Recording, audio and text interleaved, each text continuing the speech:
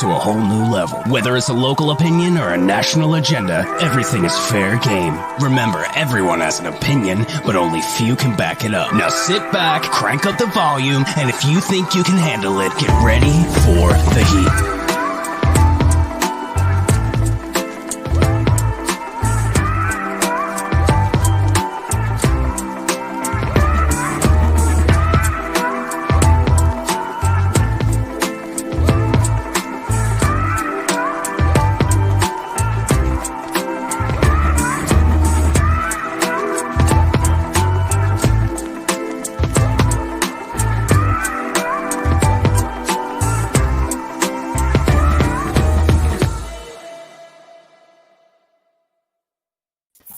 And welcome in, everybody. Merry Christmas. We were at you, the Heat Show Sports Podcast, episode 143. We went live right before Christmas. Hope everybody had a good holiday. Unfortunately, if you watched the Eagles game the weekend, your holiday wasn't so great. But I start off with this show a little different. Listen, we talked about being really structured over the past 6 or 7 episodes, which is good in a way. We made the show a little longer, which isn't necessarily a bad thing, but sometimes I think it gets a little too stagnant here or there. So we're just going to rip some fire tonight. There's no structure to this show. We're just going to go be us. We were sitting, because God damn it, man, I miss being in a bar, in a pub. I miss being together, and we're just going to act like we're together tonight. And I'm going to say one thing, and have you guys ever... Am I the only guy that goes nuts in a drive-thru? Now, here's my rant for a second, okay? We all have families, and you get on the phone. It's like, hey, what do you want to eat? Nobody can make a decision. One person's like, I want this. I want pizza. I don't really want pizza. I don't like that pizza place. I don't like those fries. I don't like this, right? So it's like tonight, I don't normally eat fast food at all, but sometimes things going on in life, you got to do it, right? So I'm like, I'm just going to go to Burger King, be done with it. I like their chicken sandwiches, is what it is. So, of course, I get through the drive-thru. Now, I don't know what I'm getting because I got 3 kids that want 3 different things. Dude, I went through the drive-thru 4 times. 4 times. You know why? I kept forgetting shit. It was here's the problem. So... here's my dilemma. I want to go to a drive-thru that's quick and there's no line, but then I don't want that because I don't have time to figure out what the hell I want. And now it's COVID. You can't go in. So I pull up to the drive-thru and a girl comes over right away. Sir, can I help you? And I'm trying to read the friggin' menu. And I'm like, yeah, I want this. Oh, no, yeah, give me that. Do you want some cookies? I didn't ask for friggin' cookies. So she's already disrupting the train of thought, right? So what's wrong with cookies? I pay exactly, 2 for $1. I don't give a shit about cookies. Exactly. So, but they put them up next to the burger and they get all warm and melty, dude. Exactly. That's a good point. What is that? Yeah. What is that? And so then I said to my son, "Is everything in there?" And he goes, "Yeah, Dad. There's only 2 burgers in here. I got 5 people in my family." I'm like, "How do I only get 2 burgers?" He's like, "Well, I think you only ordered this and not." I'm like, "Great, I got to go through again." So I go through again. And then when I order, a girl's like, is this Tony? I'm like, this is pretty freaking embarrassing that I just said my name and they know my name again, right? And then I forgot the goddamn drink, so I went through 3 times. Oh, my God. 3 times. I'm sorry, that's my I get so flustered because it's like, this person wants this. I'm trying to read the menu. I'm trying to, dude, am I the only guy that gets like that? I know you guys are laughing, but that's what I feel like, man. It's crazy. It's the first time I've ever heard anybody go through a drive-thru 4 times. 4 times, bro. Intentionally. 4 times. There is no way. There is no way I will be dropping F-bombs and out of there by 2 max. If I got to go back through a second time, it's over. Well, here's the worst. Let me tell you something. Tell me this ain't the worst. Is when you pull up, when they go, sir, can you pull up for a second? The fries aren't done. And then they forget about it. You're screwed. Soon as they say that, you're done. They completely forgot about you, and you're the schmuck hanging out the window going, hey, remember me? I'm the fry guy. Nobody remembers the fries ever. It's crazy. Oh, my God. And then you gotta go park a car past the window. Yeah. And you're sitting there like a douchebag, and everybody's walking by looking at you.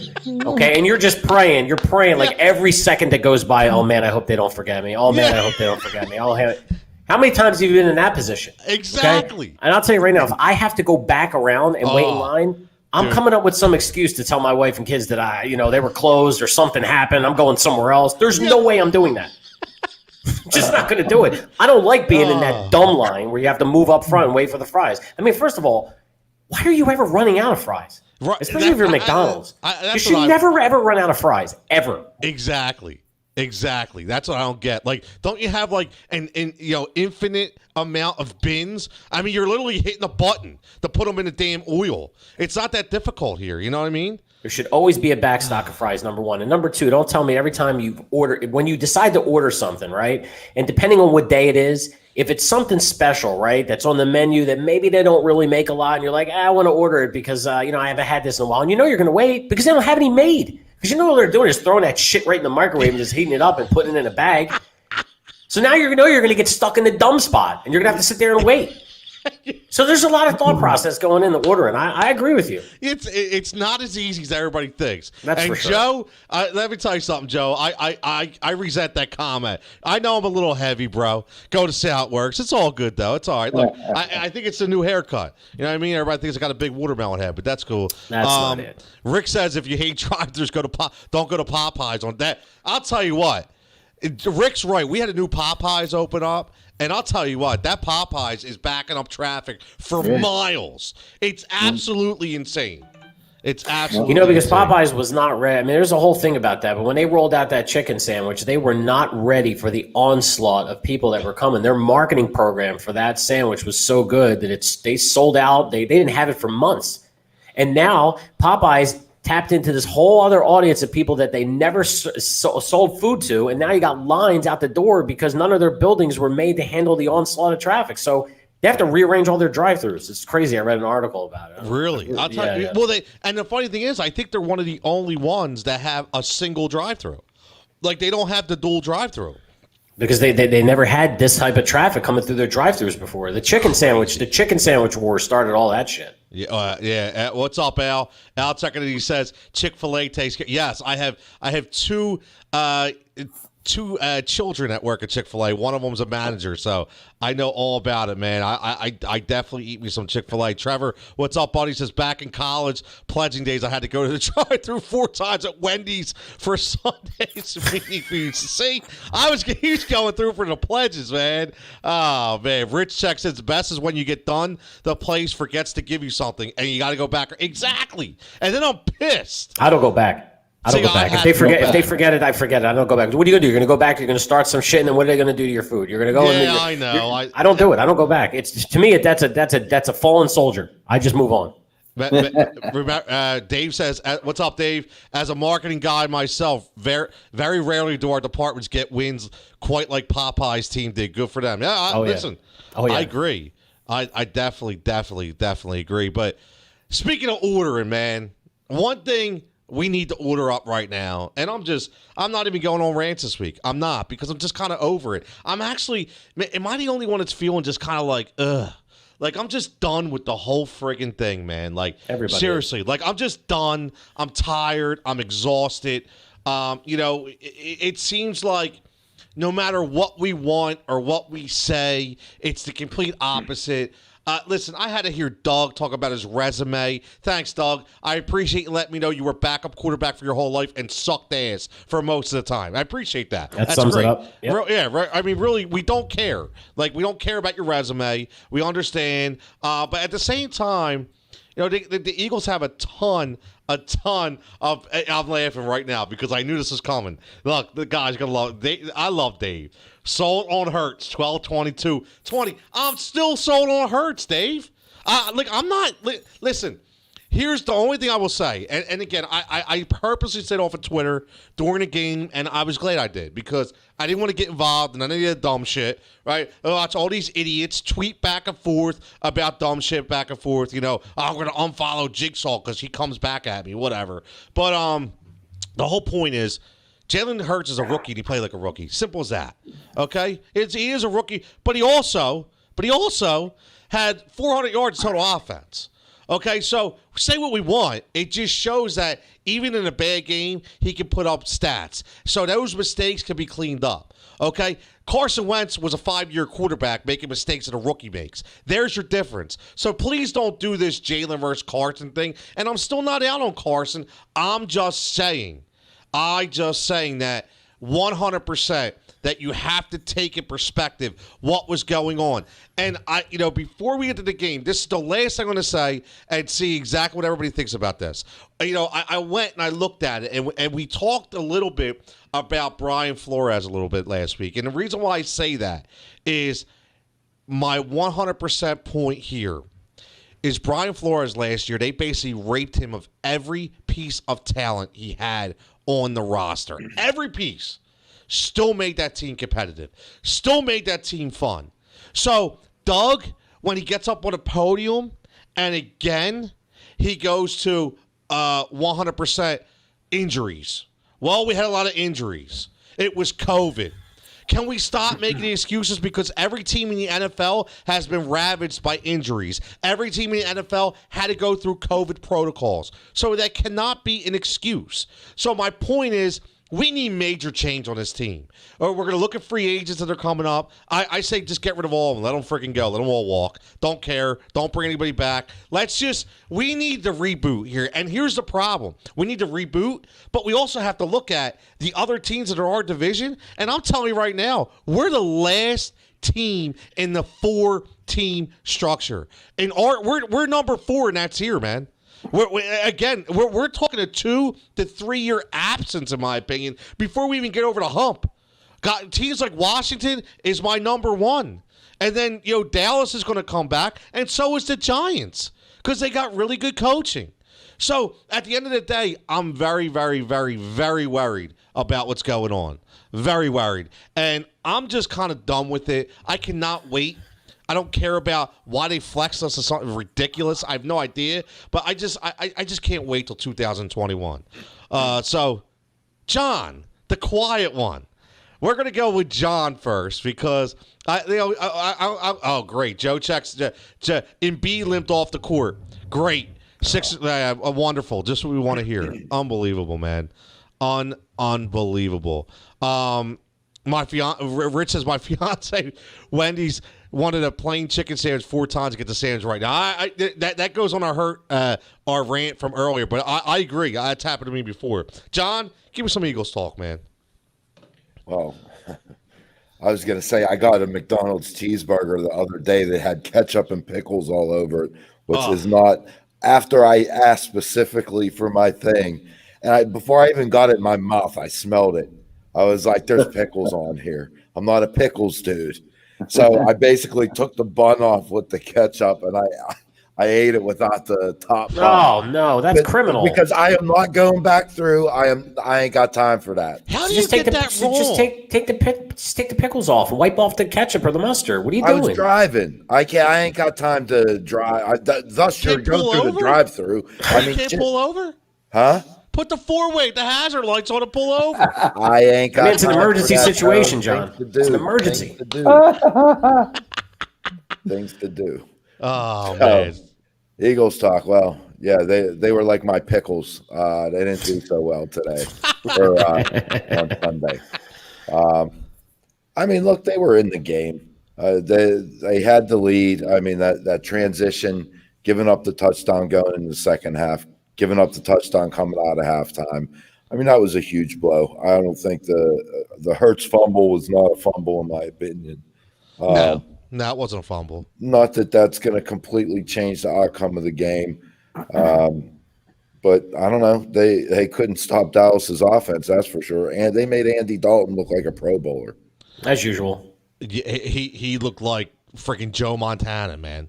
It was ridiculous. Absolutely ridiculous. Hey, Ron, what's up, Ron?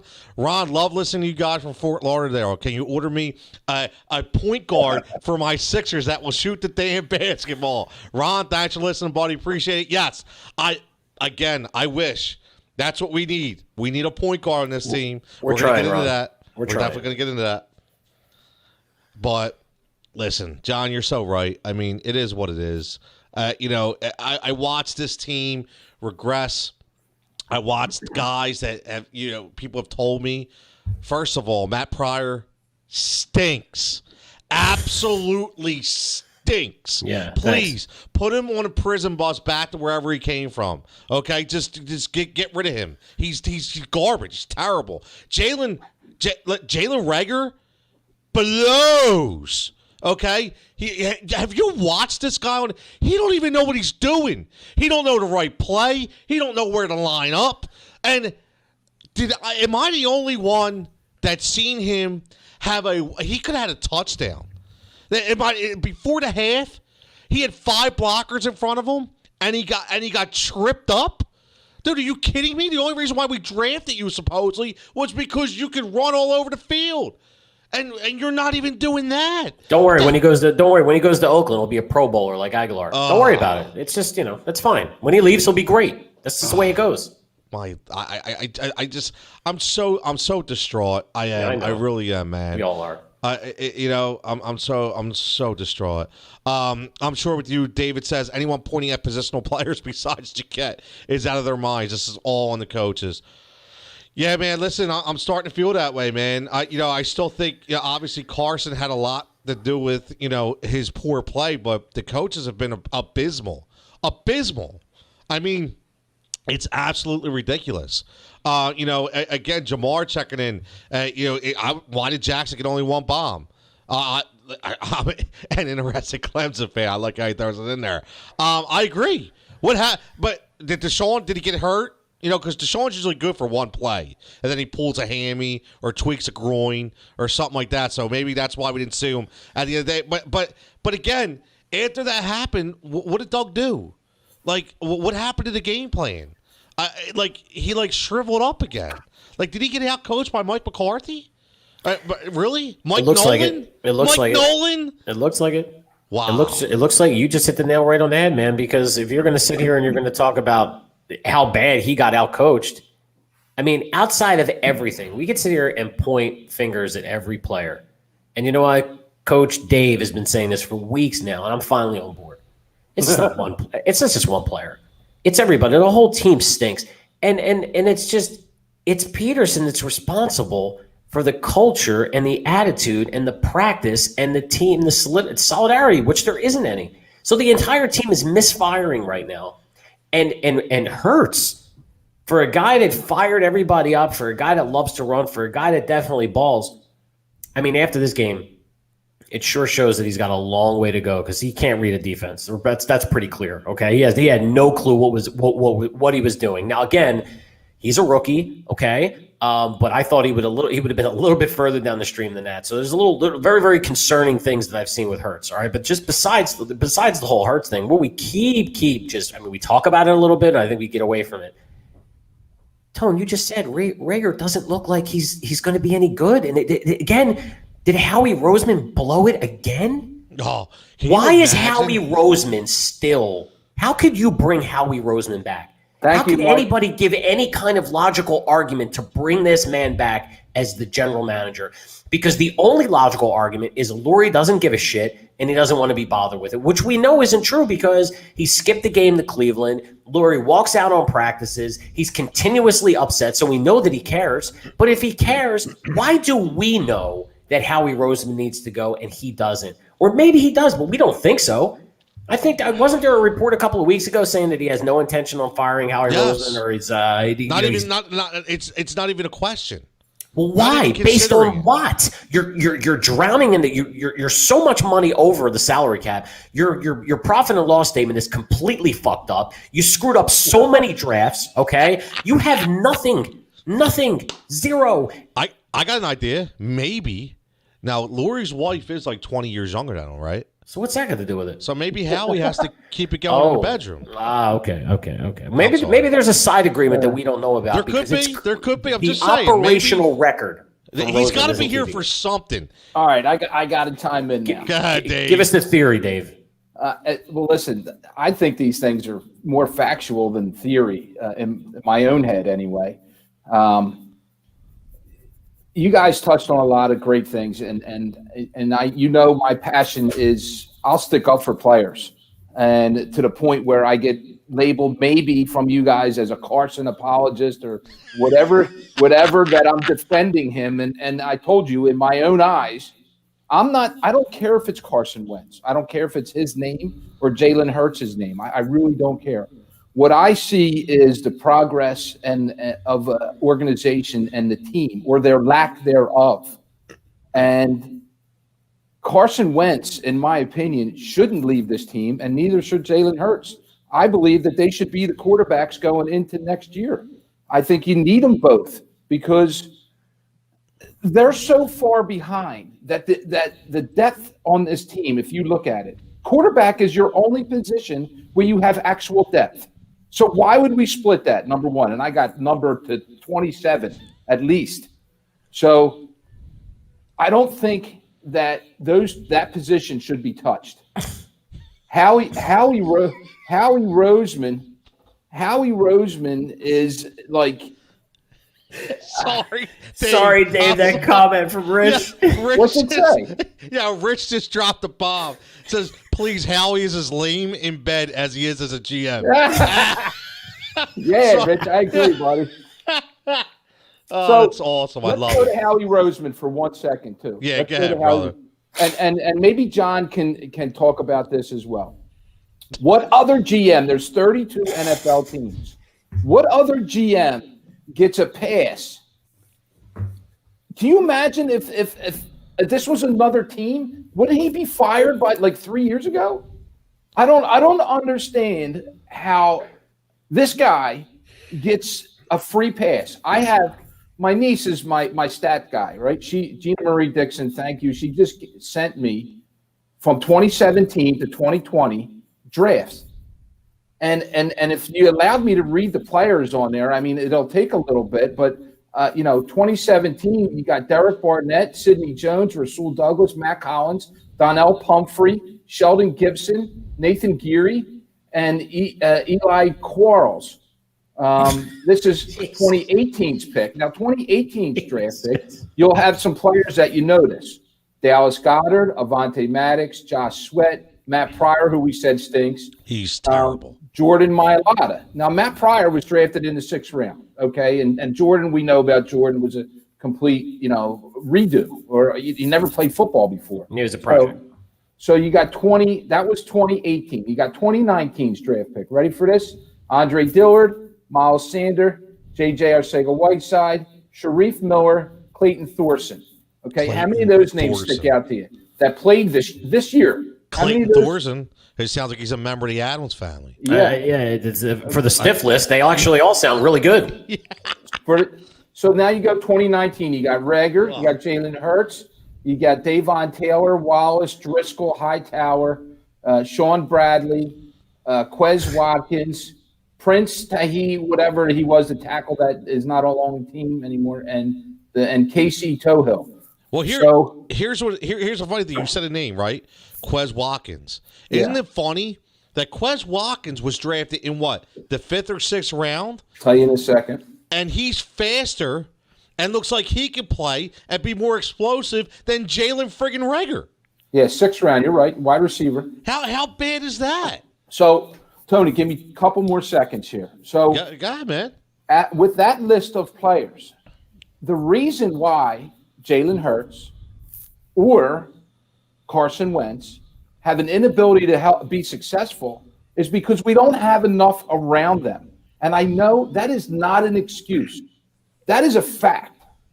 And I'm not going to tell you that Mailata can play. I agree with you, Dave, but he needs some time to figure out if he's going to be left or right tackle. We don't know. But go back to what we have surrounding this organization. Our depth at every position is awful. And that goes to drafting. And if you suck at drafting, you suck in the NFL. I'm just going to let you know. Okay? If you haven't figured that out yet, then you're not watching the same game I am. And the guy that's doing our drafting, if it's Howie strictly doing it, then he needs to go. If it's Doug that has a majority input in it, then Doug needs to go. Or if it's Schwartz that has a majority input in it, then he needs to go. But our organization, fellas, I'm telling you this, is failing us. And they're not going to be successful for several years. They're that far behind. Tony, you touched on it. I said that you did. We are fourth in the NFC, and it has everything to do with our owner and our GM. The GM picks the coaches, correct? If Doug Pederson's not good enough, that's your fault too. So it all falls on our owners and the GM. And you're telling me that Howie Roseman gets a free pass. Well, we shouldn't watch the Eagles anymore. No fans can show up down there. Let me ask you this. You had mentioned, you touched on a lot of great things. Let me mention this. And I don't know if we know the answer to this or not, all right? But we're going to speculate. Howie Roseman, do we just want to believe that this guy is sitting in a room all day long, analyzing models and picking his own players? Or do we want to believe the more plausible scenario that he has an entire team of scouts that are all using whatever analysis methods they use to scout players and giving him the best recommendations on who to draft, and they build that list based upon who's available? All right, this is our number one guy. This is our second guy. Sure, he may have input in that, but the general manager of the team has a lot of job responsibilities and duties, okay? Talking about the overall running and operations of a team with that kind of budget, okay? There's all kinds of moving parts that we don't see. All right. So his scouting team, he's got to be relying on his scouting team for a lot of this intel. And who the hell's on the scouting team? Who's doing the scouting? Right. And, maybe Laurie knows that the scouting team is completely weak and Howie's just taking it, he's getting kicked in the teeth for it. We don't even know how much influence he really has. He may just be the one that's signing the picks or signing the contracts. We don't know if he's actually doing the drafting or not. Why would Laurie continuously give this guy a pass? Because everything that you said is correct. And guess what? Years of bad drafts and years of mismanagement, this team is going to stink for a decade. It's going to be so bad. Here's a great. So Al, what's up, Al? Thanks for tagging me, buddy. So Al tagged me on Twitter right now, and I'm going to read this. This is from Rob Motti from 97.5 The Fanatic. He writes, NFL players drafted or signed as undrafted free agents since 2014 have combined for 274 Pro Bowl appearances. Only one of those was an Eagles player, Carson Wentz, in 2017. That's strictly your draft personnel right there. Yes. Yep. That's the list I read you from 2017. Yep. That's shocking. So Mike, running a business, and I'm not teaching you anything that you don't know. I'm just saying it out loud. So excuse me, I'm not trying to offend anybody. But if you repeatedly make mistakes, and I can pick out one position, and we'll name the wide receiver position, right? That strictly you picked a receiver, and then there was a receiver that you didn't pick that was successful. Look at those numbers right there, Dave. Rich. Thank you, Rich. Thank you. This is a problem that has to be seen. Like if I'm an average guy that's not out watching games every day, and we know that you should have picked DK Metcalf. Oh, for sure. There's no questions asked. I don't care if they tell you that he can't read or write. I don't give a shit. See, we don't need you to read or write. We need you to catch a football. I agree, but Dave, we have to start thinking that there's something else to this. If this guy is in the middle of it, in charge of running the organization, there's a lot of levers that need to be pulled. Okay, for lack of a better phrase, there's a ton of things going on running a professional football organization. I get it. I just don't know if he has his full. His hand on the trigger. It could be something else. Now, ultimately, the buck stops with him. He is to blame. Yes, we're right on all that. But I would really love to know what his influence is of drafting these players. Because their model, whatever they're trading off of, sucks. It sucks. Whoever they are and whatever they are, you need to pick new guys. And how come you, me, John, and Tony know that, all right, who's successful around the league at doing this? Right. Pick a team. Mike, you pick a team right now that you think is successful at drafting. I think the Pittsburgh Steelers are great at draft. I think they draft great teams. Perfect example. Let's go take the number 3 guy on their scout list that does their scouting, and we bring him to our front office. It seems like the logical thing to do. No, why you got to steal my guy? Sorry, John. Did it? Very sorry, John.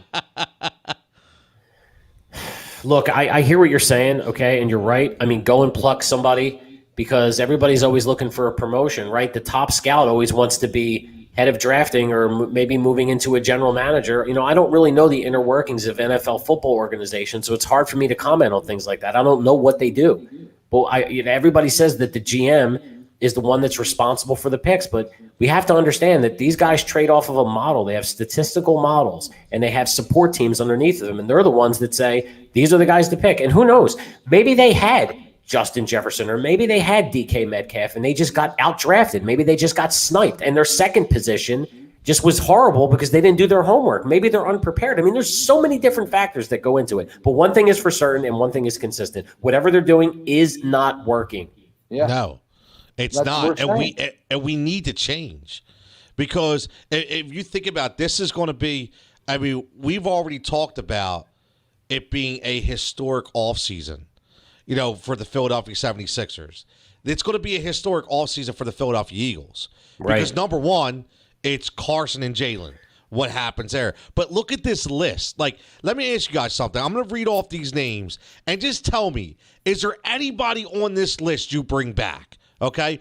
Jason Peters, Jalen Mills, Nate Sudfeld, Nicole Roby-Coleman, Vinny Curry, Hassan Ridgeway, Crev LeBlanc, Richard Rodgers, T.Y. McGill, Duke Stiff Riley, Corey Clement, Cameron Johnston, Ross, whatever your name is, Stiff. Isa, whatever, Stiff. right?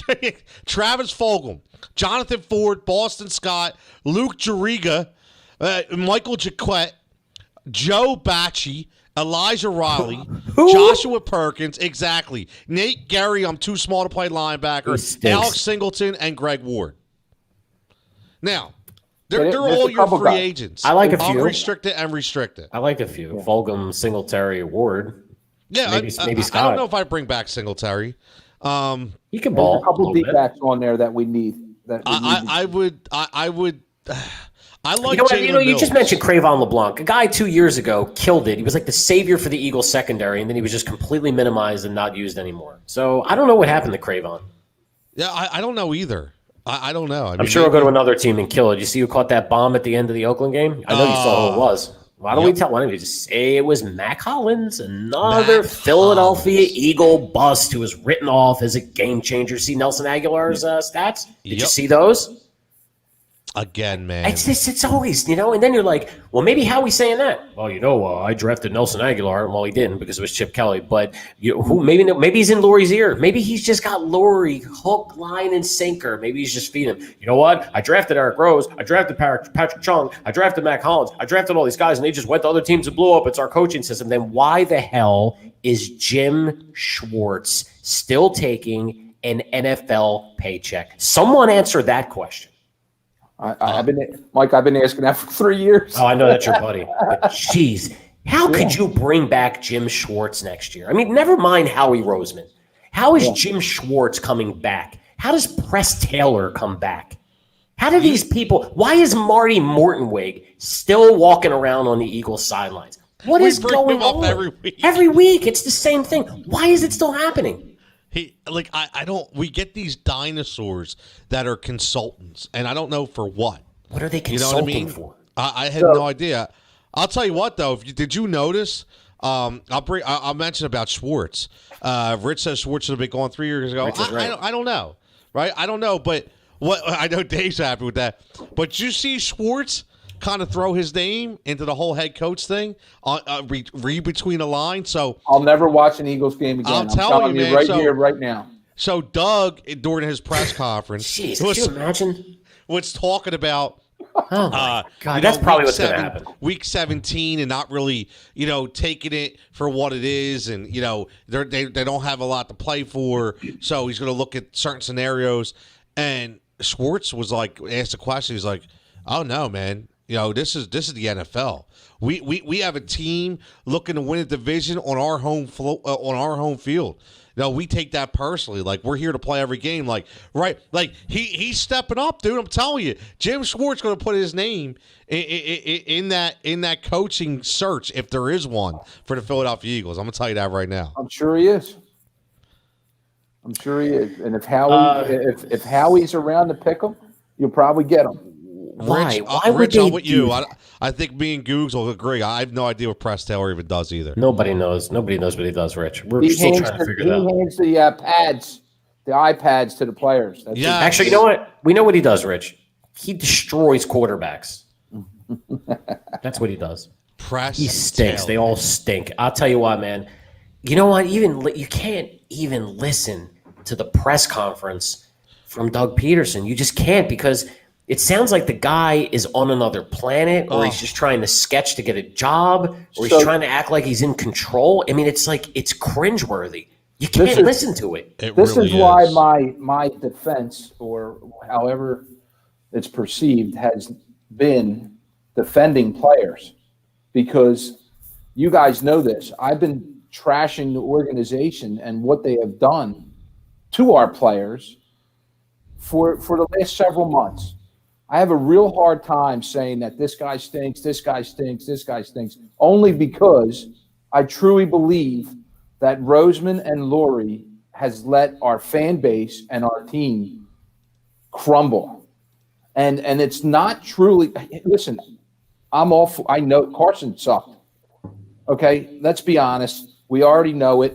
And no one's defending Carson Wentz. If anybody can say he did this, he did that. Listen, Carson sucked.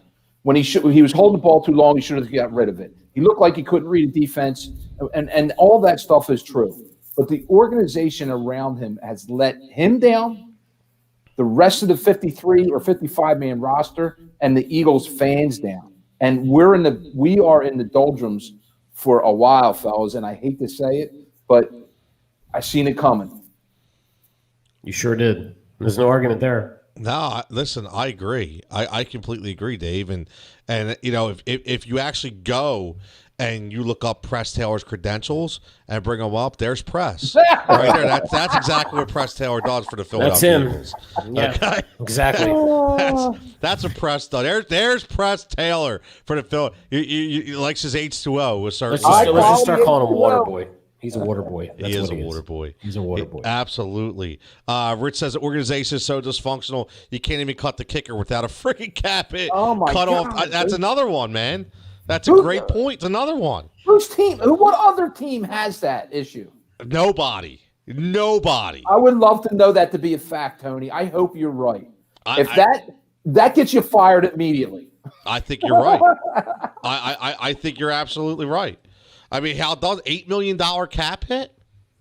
Oh my God! That is just think absolutely of that. Insane. Think of that $8 million dead cap hit. If you cut Jake freaking Elliott, I cannot anymore. I can't. I got to take my mind. Let's just change the subject, please. Well, I'd rather talk about the drive-thrus and John's pickles or lack of or something. I don't want to talk about this anymore. I can't. I want to talk about a double stack. Let's do that. Yeah. Screw the Eagles. Well, here's the thing, man. You know, at the end of the day, I think what Dave says is right, and that's what scary is. Like, we don't. It's not in 2021. We need to look forward to like 2023, because that's kind of like where we're at. That's where this is headed, boys. That's not good. You know, and that's a problem. It's a big time problem. Do you think we can get Joe Banner on? I'd love to get Joe Banner's opinion. Joe Banner would tell you exactly what was going on. Yeah, there he goes. Look at this dope. There's Press Taylor. Hi, my name is Press Taylor. I'll guarantee destroy your quarterback or your money back. Now, I bet you. Hello. So let me ask you something. Press Taylor. Dope. You look at this picture. So what do you think he orders at a drive-thru? So he pulls in a Burger King. All right, let's go. Right now. I like this. He's definitely a pickle guy. You think he's a pickle guy? I'm trying to think of what. For some reason, I could see him with like a fish fillet, like, you know, like and not on Good Friday either. Like just a normal fish fillet guy. Like, excuse me, you guys still have the fish fillet on the normal menu? Like, I could definitely. I don't know, man. Do they have a fish fillet sandwich there? I think they do. I don't know. I don't get it, but he's definitely not a spicy nugget guy. I'll tell you that. No way. Let's see. I'll tell you right now. I just pulled up their menu. So we're talking about they got spicy crispy chicken sandwich, They got a bacon crispy chicken sandwich. They got an original. They got a BLT chicken junior. I'm sure that's what he gets. Oh, he gets a junior. He's getting a BLT chicken junior. That's what this dope orders. And he doesn't even get regular. He gets chicken fries. Oh, no, sorry. There is a fish sandwich, but it's called a big fish. There you go. That's it, getting Tone. a big fish. That's it. It's a big fish. Rich says, Waterboy, you suck. Maybe Press Taylor can play linebacker. Maybe. Oh, dude, this is fantastic. Yeah, you know what? Just leave man. that picture on for the rest of the podcast. Just leave his face on. Just a reminder of this season. Yeah, Rich says he gets a Happy Meal. Yeah, he goes to BK and gets the crown. He rolls out of the parking lot with a crown on. The BK crown. Oh, man, I'll tell you. Big Fish is his new name. Big Fish. We're in trouble, boys. We were in trouble. Yeah, we are. But listen, we still got to play a game this week. And we got to look forward. We got to look forward to it. So, I mean, we got to look forward to next year because, listen, this show is going to get very interesting because we are literally going to be talking about this for months and months and months. So thankfully, we will have other sports to talk about. Okay, and we're going to watch the NFL playoffs, which I'm extremely excited about. Because let's be honest, even when we were in the playoffs, we really get excited over it. Seriously, we kind of knew it was going to happen, even if it's an embarrassment to even step into that, right? So I mean, but John, your team made a comeback last week. Got to talk about it. Ben Roethlisberger looked like he was dead. Like literally, like it was like Weekend at Bernie's all over again. And all of a sudden, he comes out and starts firing, and they score 28 straight, and they win 28-27, correct? Or 28-24. Yeah. So, John, are you feeling better about your boys now? I mean, it's been a month since I was able to see a win, practically. And they've played like crap for a month and a half to 2 months. So it was good. And I happened to watch Groundhog Day on Saturday, I think. And that's what it was. They come out the first half, same thing. I mean, these are intelligent football people. I don't know how you go 5.5 games not realizing that you have to change up your game plan. All right. Even if you let it go for the 2 weeks, you squeak by wins against Dallas and Baltimore. The one loss after that, I mean, you need to look at it. 2 losses, you should have it locked down. 3 losses, it's like, how could they not fix it? They come up flat again. A lot of it's play calling. They still can't run the ball, but you still got to take deep shots. You have to have them safeties be able to respect the deep ball. All right, you have to have those linebackers just not sitting on the same thing. I mean, so they finally flipped the script in the second half. Supposedly it was Ben's halftime speech had something to do with it, saying that, I don't know if it had to do with it, but he said, we don't look like we're having fun out there. Let's go out in the second half and have fun. Now, call that what you want. But there is something to be said for it. You get on that losing streak, it's the pressure, everything gets tightened up, you're overthinking things. As opposed to playing loose and just playing your game. And, you don't think about the drops. Like, you just go out there and play the game, So who knows if it had anything to do with it. But I hope he didn't whip his pecker out because I know he's good for that. You guys ever watch Shameless? Yeah. I've seen it before, yeah. Love Shameless. Shameless. What's the bit? Kev. The Big rape Kev. walker. Remember when they called him the rape walker? Yeah. When he was back in college selling marijuana. Yeah. That's what Roethlisberger reminds me of. He's the rape walker. No, that's definitely Big Ben. That is definitely Big. If there was a TV character, literally, that is definitely Big Ben. No, 100%. What happened to Juju this year? Deontay Johnson. Since That's what's his name has Juju. been gone, Juju hasn't had a 100-yard receiving game. What's the kid's name that left and is in Tampa now? Antonio Brown. Antonio Brown. Since AB's left, he hasn't had a 100-yard receiving game. I don't know if that's 100, but it's possible if you have the stat in front of you. I don't. I just pulled that out of my head.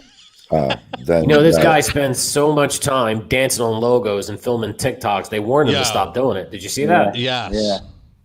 I don't know how. I watch them. They're funny, dude. He dances all over logos. Yeah. This guy doesn't produce on the field, but he makes a hell of a. He has a hell of a TikTok. Well, but he it does, didn't even come up until they lost a couple games. He was doing that all year long. He does. It's funny. I don't know. Crazy. Did you watch them? They're funny. Yes. Yeah. They are funny. Oh yeah. So Al says, I don't think the owner has the balls to make changes they need to make this year. So unfortunately, it won't be any changes. And if it happens again next season, then maybe. Just ridiculous. I agree.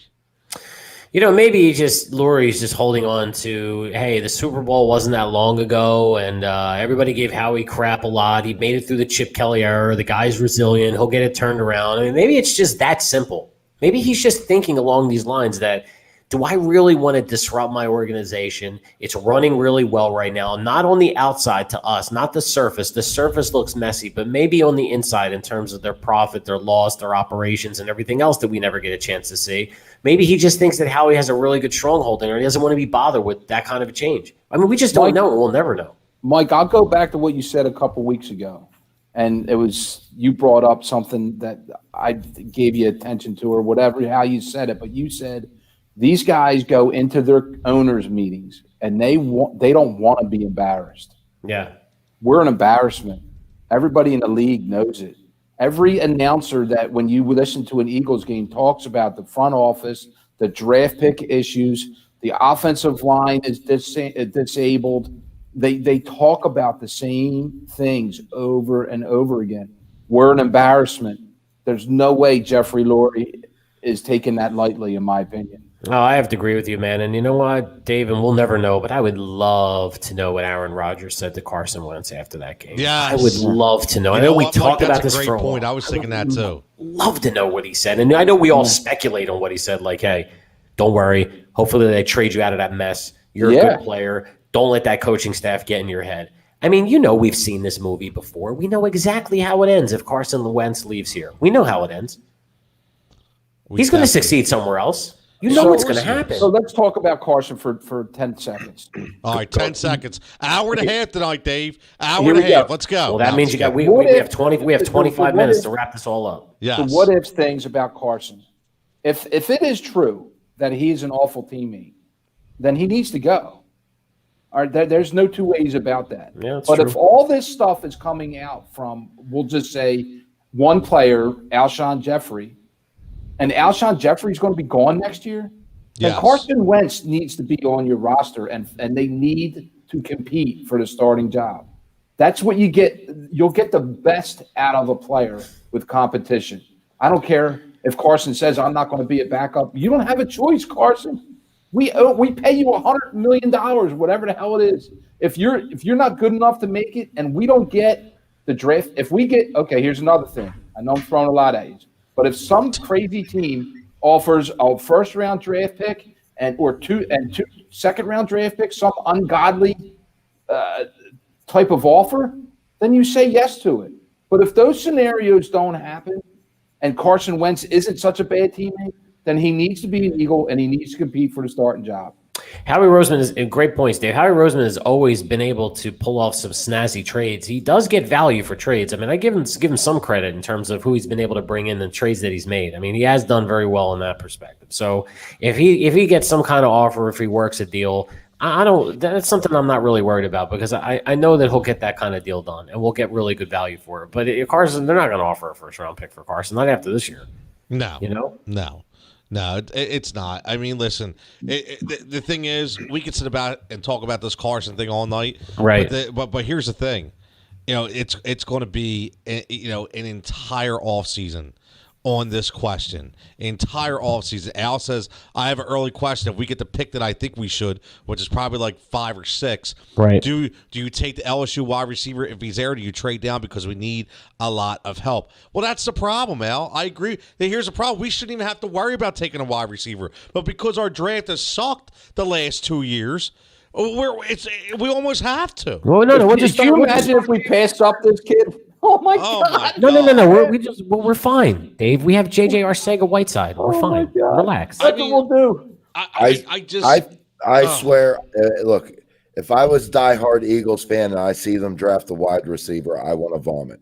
Period. Yeah, that's going to ruin the kid's I'll tell you career. He what, shouldn't come here. He If shouldn't they come. draft, if they're going to draft a wide receiver, well, then all these dudes better get the hell out of here, and they bring in a brand new. It better be Lewis Riddick making that pick, or you know what I mean? Or I'll even take Mel Kiper. Yeah, I would take Mel Kiper. Mel Kiper make my pick, man. But yeah, Tony, that brings up a good question though. With that pick, what position do you draft? I got in my head one, but where do you go? I mean, you know, the most heavily favorable position in those areas are offensive and defensive line. You know, I mean, they're the ones who work out the most all the time. And right now, we have no defensive line. So to me, if there's a defensive lineman that is there, a prototype pass rusher, to me, that's where you have to go. You know, and unfortunately, if you would have picked the right wide receiver last year and the year before, we could do it with no issue. But now we have to worry about we still don't have a wide receiver. So it's just We got JJ. Crazy. We have JJ. Oh. And Dave makes a good point. I mean, he says, Dave McClain, $128 million quarterbacks don't compete for starting jobs. If he's here, he's the guy. If he's in a competition, he needs to demand a trade. His agent cannot let him sit behind Hurts. Now, I'll tell you what. I have followed multiple quotes on Twitter and the paper. Dave, I will tell you something. That is 100% the best quote I've read so far, because it is 100% true. Because this brings in a whole different set of circumstances. And this brings the players' union to get involved. This brings in the agent. This brings everything. Think about it. You cannot get that deal and sit on the bench. You know, it just doesn't happen. It doesn't happen. So Dave's absolutely right. I mean, he's either going to be the guy or he's out. And that's why I kept saying, I mean, actually, Dave has helped me formulate my entire, my prediction, make it come full circle by saying, when I said these two guys cannot be on the team when it comes to 2021 together. They just can't. They can't coexist. Well, that's how you wrap it up right there, 100%. Listen, I mean, that's it. That's all I can say about it. Rich says JJ will be taking your order of Burger King in the offseason with his mom holding an umbrella for him. So when he gets it wrong, you'll see him more than on there on the field. I'll tell you what, he probably get Burger King orders wrong too. You're absolutely right. I just read that the order of pancakes from Burger King is 89 cents for 3 pancakes. Is that true? Yes. I just was reading 89 cents. Yeah, bro. Absolutely. I tell you, you get Burger King breakfast for like $4. Well, see, there you go. JJ he'll be serving pancakes. Yep, it's crazy. Dave says we're spending too much on our defensive line. Need to rotate young guys in there, even if it means losing a little bit of talent. I agree. Listen, I mean, one of the main guys that you're going to have to look at is going to be Fletcher Cox. I love the guy. I think he's a phenomenal player, but they've already restructured him. His number's pretty big. And that's a position you have to look at. You have and they know it, right? They know it. When I interviewed Malik Jackson, the first thing he said was, coaches tell us all the time, me, Javon, and Fletch, we are the highest paid 3 defensive tackles in the entire NFL, and we need to play like it. And he knows it. He said it. I get it. And they know, but Fletch, I'm sorry, but Fletch needs to give me more. Fletch needs to give me more. I said it all the time. He compared himself to Aaron Donald. When you compare yourself to Aaron Donald, you got to give me a little more.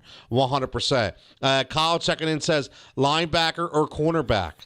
He says he would take. Corner, I don't disagree with. Yeah, corner, I agree too. We do spend a lot on the D-line. Ton of money on the defensive line. I'm picking a DN, Tony. Right. Yeah, I'll be honest with you. I don't follow the draft. I'm not going to. Listen, I have no clue. Like, I look at other people for that. When it comes draft time, I'm going to try to get my buddy Gail on here. And listen, my buddy Gail from 4th and John, he actually goes to draft and scouting combines, and he formulates his own list, and he does a lot of work, man. Really good dude. Get him on here, because I don't follow that. There's people like that for that, and I just piggyback off of what their opinion are. Pick out the people you respect and go from there. But let's segue a little bit because again we want to make this episode an hour and a half, no longer. I think we'd be getting way too long. It's been fun, but listen, honestly, I'm not listening to a 2-hour show. I'll be honest with you. You know what I mean? I don't have 2 hours to listen to a show, so we're trying to do this for everybody. One thing I will say going forward, I'm going to tell you this right now in the middle of the show. Going forward, 2021, my ultimate plan for the Heat Ratio, for the Heat Ratio Sports Network, is to have a show every single day of the week. Not us four, but everybody. I want a show every day. An hour a day, I want a show, whether it be hockey, baseball, basketball, football, life, music, whatever. I want to incorporate. So, again, anybody wants to be part of the network, let me know, get part of the team, and let's make some magic happen in 2021. So, speaking of magic, let's move over to the other side of frustration, which is Citizens Bank Park and the Philadelphia Phillies. Because we have no idea what's going to happen with the Philadelphia Phillies. And this is obviously a Philadelphia-based podcast, even though we talk about all different things. What I will say is, before we even get to the Phillies, and John, you're our baseball connoisseur right here, please tell me, what in God's name are the San Diego Padres doing? Are they going all in or what? Dude, are you kidding? In 2 days, they trade for Blake Snell and Yu Darvish, and then they sign the KBO superstar? Like, are you kidding me? And they still have Tatis, and they still have Machado. And they still have a great rotation. John, they have to be the favorite, don't they? Well, they just added their number 1 and number 2 pitchers, like in 24 hours, pretty much. And that's so you crazy. take their existing. Well, you take their existing ace of Dinelson Lamet, and then you have now Paddock, who was their opening day starter the year before, is now their number 4. You got Clevenger, who they picked up. He's out next year. But nobody talks about that. That was brilliant. Yeah, and they got these guys. I mean, they're all going to be under contract for a couple years. So you're looking at that rotation. I mean, yeah, that could be sick. And Mackenzie Gore, their top draft pick, should be up in a year or two. So they have, like, their rotation is sick. And they had a nice up and coming offense. Yep. Like you said, Tatis, Machado. Who else did? I mean, they got the older guy. They Will Myers. Yeah, they got the right. I call them the older guys. I'm drawing a blank on the other young guy that they had. Wasn't the first baseman the kid from the Royals, John? What's his name? Hosmer. Hosmer. Yeah. Eric Hosmer. Yep. Yeah, he was there. But, I mean, look, they had a decent offense. Pitching is going to be outstanding now. They play, especially in that ballpark. You can make a couple mistakes, but when you're playing half your games in Petco, I mean, that alleviates a lot of problems that you could have as a pitcher. So, yeah, hey, as soon as fantasy football ends, which is week 16, for me, fantasy baseball now begins. So all my research is right around the corner, man. Where do they get all this cash? Huh? Where did all this cash come from to make all these deals? Well, I know they had a strong farm system. Well, they had a strong farm system. Yeah, we know that. But seriously, the acquisitions they made, I mean, geez, are they over the luxury tax? They may be, because I know Machado's number is huge. Huge, like $300 million or something. Isn't it something crazy? Yeah. Like, where's all this dough coming from? I think that, but Tatis is he's still a rookie deal. Yeah, he's a rookie deal. Paddock's a rookie deal. Don't forget about Trent Grisham. That's a rookie deal. Yeah. Yeah, they had a lot of young guys. So. Josh Naylor. And I don't think they paid top dollar for Hosmer or Myers either. No. Hosmer, I think, has a decent contract though, but I don't. It's not, obviously not nearly Machado's. But I said on this show before, and you guys laughed at me. Machado knew what he was doing. In there. I hate Machado. I don't know. Look who's spending stupid money. Well, yeah, that's and that's and you know what, That's John? Phillies. Here's the best thing about the rotation. Well, the one guy we're forgetting about too. Kirby Yates has probably been the best closer in baseball the last 2 years, right? I mean, the guy's been really good. So you know what I mean. So, it's crazy. And then we have our owner who's telling us he can't spend any money, right? That's what he's telling us. Can't spend any money, right?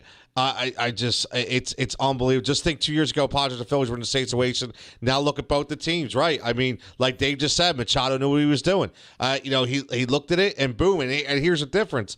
Rich says farm systems are amazing. What they can do for your franchise, absolutely, man. Can the Phillies take their number 3 scout to build our bullpen? And speaking of that, we did get a bullpen piece today. So the Phillies trade and they get Jose Alvarado from the Tampa Bay Rays. And Alvarado, I mean, listen, 25 years old. And again, he's a left-handed reliever. He reminds you, when we won in 2008, and we had guys like J.C. Romero and Scott Air, what they were able to do for us. So, career 3.46 ERA. I mean, by far his best season was 2018. Okay, he pitched in a career-high 70 games and had 2.39 ERA.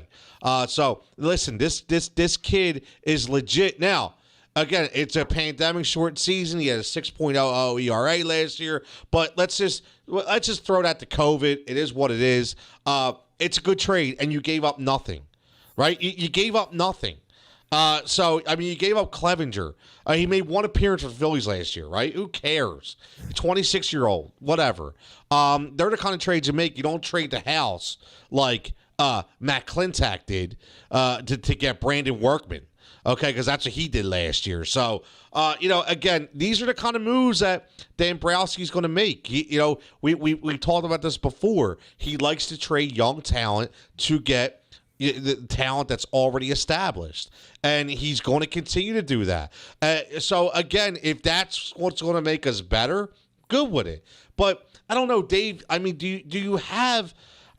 Because obviously there's so much speculation, and a lot of this revolves around JT. We all know about that. This is all about JT Realmuto. And my issue is, can you even be excited about the Philadelphia Phillies if they let JT Realmuto go? Can you be excited about the team? The only way is if you go get a number 1. And the number 1 that we would have loved to get just went to the Padres.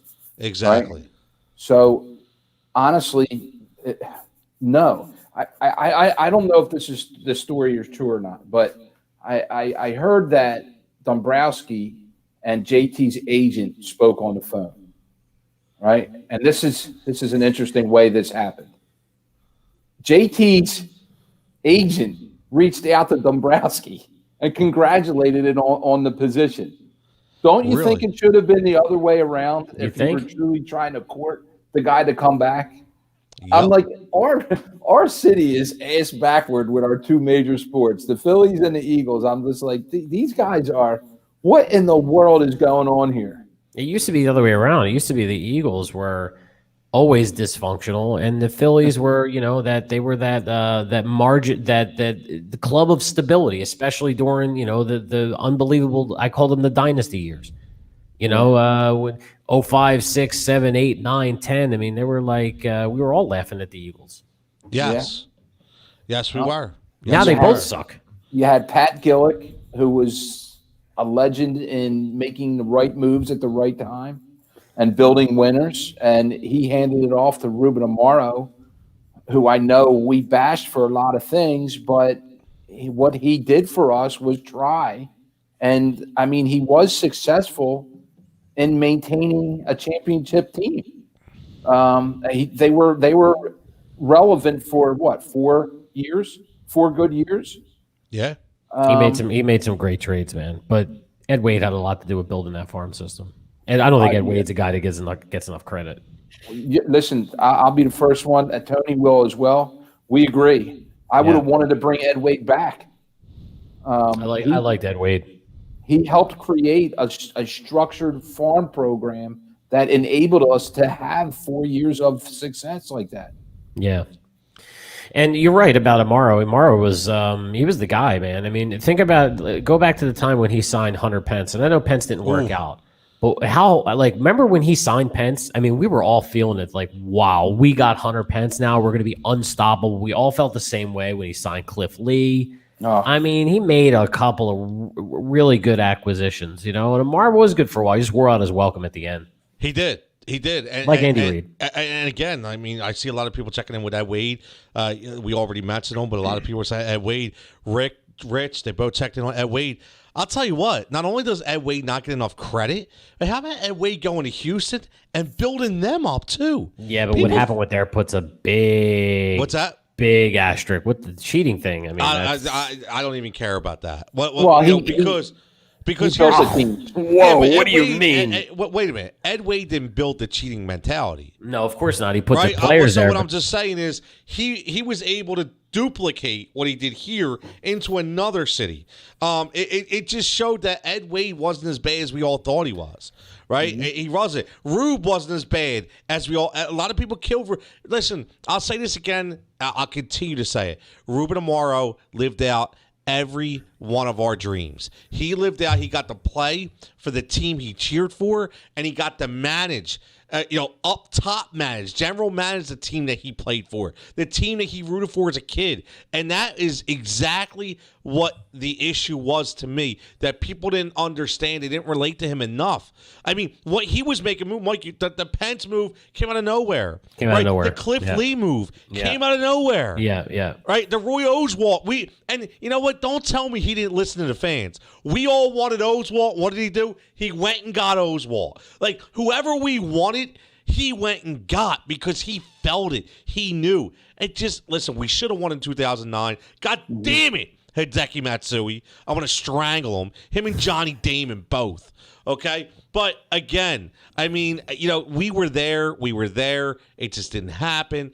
It's just, I mean, I want those days back so much. I want to relive that drama again. I want to see the rally tales. Obviously, we won't see it because of COVID, but and again, it says has to be good news that JT hasn't been snatched up within a week. The fact that JT is still out is a positive. No one wants to overpay him, apparently. I don't really think that's it. I think that everybody's waiting for a market, and we don't know what that market is going to be. The problem is it should have never came up to this point. It should have never gotten to this point. Who cares about a market? Why are we allowing him to dictate a market where we could have dictated our own market 2 years ago? That's a good question. Right? And that's the issue that we're always going to have with David Realmuto. And that's because Matt Klentak stinks too. He's another guy on a stiff list. He needs to get out of this town as well. Him and Roseman need to go work at Burger King. Yeah, you know what? I could definitely see them wearing crowns. Floating. John, you're definitely getting pickles if those two are working there. That's for sure, John. That's a given. And you're going to maybe they'll serve Press Taylor a big fish. Yeah, exactly. Absolutely, man. 100. Klentak, horrendous. We agree, Rich. Horrendous. Ruben knew they had a window and he went for it. That's a good point, and that's what I liked about him. He knew they had a window and he went for it, and it just didn't work. The 4 aces? Are you kidding? I mean, oh, man. They put together a pretty good squad, man. It was great. I want to go back to those years. They got to get McClintock out of there. Sellout. That stadium, 45,000 plus, were packed in that stadium for every home game for 4 to 5 years. I had a 17-game package for almost 4 years. I went to Clearwater for 5 years to spring training. I mean, we were all in, and then that team just same here, Mike. We did the Sunday ticket plan, which was great. I was actually present when we won the World Series. I was in the ballpark. Oh wow, good for you, man! For the 2 games that was split because of the rain, and then we had to come back. Yeah, man, it was. I was down the street from you at the Chickies and Pete's. I remember when they won. I was there. What a blessing you had to go to that game. Well, I'll tell you what, man. Yeah. I was at work watching that game. How terrible was that? Well, it is what it is, man. Yeah, I hear you. But, I mean, I remember who I was standing with. We were watching. And the thing is, I wasn't working before the delay. So I actually, you know what I mean? I had to watch the second half of it. Oh, that sucks. Yeah, so I would have been okay. You know what I mean? But man, it was great. I mean, trading away Lee the first time was killer, unnecessary. You know what? I'll tell I agree you what. with that. I'll tell you though, if that trade works out, it's a genius move. It is. Especially because we all will never know if there was a handshake agreement with Cliff Lee that we're re-signing you at the end of this year. Like, we don't know, right? But how crazy was that? He lets the guy, and then he re-signs him again. How crazy! I mean, we cannot make it out. We'll never see that again. We won't. It sounds like the Sixers win. Al says, I have no idea how the Sixers won this game tonight, but they did. Harris and JoJo, big games. Can't wait to talk about that next week. David says, it's so hard to get a player like JT, especially in a prime on your roster. Can't imagine letting a guy like that walk. Listen, we all agree. Rich says, JJ and Clintac press all together at Burger King. Yes, we're putting them all to Burger King. Big fish. 100%. Big fish. Al says, I'm going to rip somebody's face out if Nice. JT doesn't resign. Yeah, Al. I love That's it, Al. right, Al. Rip That's him right. up, Al. Get fired up, bud. Yes. That's what we need. Rip them up. Because Listen, that's the problem. I know it's a Philly, Al, but I want you to start at Roseman's door first, and then work your way over to the Phillies office. Well, you got to go all in now. It's just got to be like if you got to go to like a big time blanket party. Like you got to have a blanket party for everybody. Everybody. You know what I mean? That's what you have to do. Like you like Dave, I agree with you. We'll go to Roseman, but then you got to hit that Press Taylor too. Big fish. You know what I mean? You got to hit him with a fish. Where is he? Where's the big fish at? You know what I mean? Tony, we need to start a trend where we start ripping these owners. There he goes. Look at this stiff. And the only reason why is these guys are pocketing our money.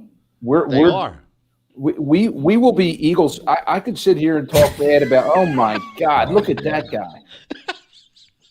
Now that looks like the big fish. Yeah. That's the big, yeah, exactly. You could put like a yellow rain jacket on and like a yellow rain hat, and he looks like Gordon's the fisherman. Can I get a Happy Meal? What does this guy look like? Does he look like he belongs on a golf course or something? I don't know. I can't picture this. Who is this guy? What are you doing? Get lost. I mean, like He looks like he's given up. He's never worn a jock strap in his life, this dude. No Yeah. way. I mean, oh, poor guy never wore. Come on, you know he wore a cup. No way. He never played a sport in his life. he looks like he didn't sleep in a year. Oh, Get rid of this guy, this bum. come on, man. Poor Matt. And the thing is, Matt didn't come in with this tremendous resume either. Yeah, obviously. You know, I mean, like, Sorry, Matt. You're probably like a really nice guy, and I don't mean to rip you, but you got to go. Not that my opinion matters. I'm a nobody, but I just feel like telling you that. well, You look like a stiff. yeah, it definitely looks like he should be working at Burger King. Yeah. Big fish. This dude gets the That's cranberry right, David. salad. That's right. Yeah, exactly. Oh, Can I have extra blue cheese on that, please? You know, like it's a shame. You trying to do it, but this is the way we feel, man. This is the shit that we get put through as Philadelphia fans. John's It really just smirking. John loves it. I Loves know. it. John, you don't. It's okay if you like cranberry salad. I like it too. Look at this guy. Oh, my God. Look at this piece of work. My favorite. We all Is have. that photoshopped? He looks like he put a couple of more chins on. Is that photoshopped? Yeah, he definitely never That's wore definitely a jock fake strap, picture. this guy. He's been eating a big fish. That's the problem. He's been eating those 89-cent pancakes, like 3 orders, man, for $3. Oh my God. That's too. Somebody said he looks like dead fish. Who was that? That Who was was Rich. that guy? Rich looks like that. Yeah. Oh my God. I mean, like seriously, Al says both those pixels just got punched in the face in school just because. Yeah, exactly. Why are our sports team run by nerds? I'm okay with the nerds, Dave. I'm okay if you're crunching Excel models and you're crushing it Theo Epstein style. But why do we have the stupid nerds? Why do we have the nerds that can't get anything done? We got the flunkies. Yeah, we got the flunkies with the big fisher. Look at it. Look at his neck. Full Who is George the, Costanzas. Howie is constipated there. Yeah. Who was the dude from head of the class? Arvid. Remember Arvid? Yes. That's Yes. Arvid. We got to put a little pair of glasses on him. So if Arvin, big This is fish. the picture right after he drafted JJ. Oh man. How does he know other executives are just looking at him laughing? It's like, when you have your fantasy team and there's always that douche who just thinks he knows everything and you're going to get a great pick because he's going to pick Michael Vick in the first round or something stupid like that. Is that what everybody looks at when they see Howie Roseman? Oh, I can't wait to draft underneath him because he's going to blow a pick. I'm sure that's what they're saying. Yes, they're all high-fiving like, who's next? They're going to mess this one up. I mean, that's a shame, man. I mean, that's where we're at. We should do a show on the top GMs. There he is. That's Howie's grade school picture. I'm sorry. I'm going to hell. That's okay. This is fun. But look, Goose is slamming so I mean, I was not ready for that. It just popped off. We got the nerds that were made fun. We got everybody that was bullied. That's a good point. Unfortunately, that's what sucks. We don't have the guys with the brains. We got the ones that are afraid to speak up. That's what it is. They've been bullied so much they're afraid to open their mouth. We have some smart people out there in Philadelphia. Okay, guys, somebody step up and take the reins. The statistical guys, the Theo Epstein proteges. We know that you're out there. Please grab a hold of this and return glory to this city who we desperately need it. There's a good one. David says there's a video, and I remember watching this video of a Vikings draft when we took Rager, and they're laughing, dude, they're high-fiving, like they were they were shocked, like they couldn't believe that we took Rager. Like it was like we unwrapped it, we gave him a gift and unwrapped it to him right there on Christmas morning. You know what I'm afraid of when you see Justin Jefferson's numbers and you're seeing Metcalf's numbers. What I'm afraid of is in 3 years, when these guys are basically at the top, just completely dominating the league, that we could have had both of them. And we wound up with J.J. Arcega-Whiteside and Jalen Reagor. Wow. Yeah, dude. How is that not a coffin nail for Howie Roseman? That alone, never mind all the other stupid shit the guy has done over the last how many years. Just that alone, how is that not enough? And here's the thing, Mike. And here's the thing, what I will say, and Sean, I'm going to get to you in a second. But the thing is, okay, if you want to say, because we've said it on this show, other teams pass on DK too. Oh, you know what? Fine. I'll give you that. Everybody deserves a mulligan, right? That's why we need a mulligan. Everybody deserves a mulligan. Get another ball. Like Tin Cup, give me another ball. Okay? But at the end of the day, you did it again the following year. So we're not talking. This is this is a common mistake. Double mulligan.